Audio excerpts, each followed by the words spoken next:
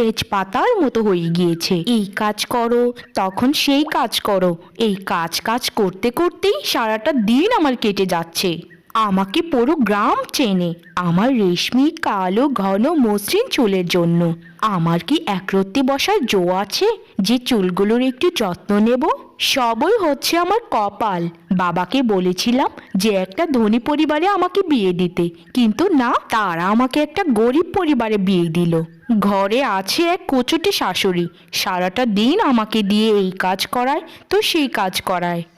আর ভালো লাগছে না এসব। কি যে আমি করব? আজকের কাজ এই পর্যন্তই থাকবে। এই থালা বাসনগুলো মেজে আমি আজ সারা দিন আমার চুলের যত্ন নেব। কে কি বলল সেটা আমার দেখার বিষয় নয়। ভাগ্যিস পুকুরে এসে থালা বাসন মাজতে হতো, না হলে তো নিজের সাথে কথা বলারও সময় নেই আমার।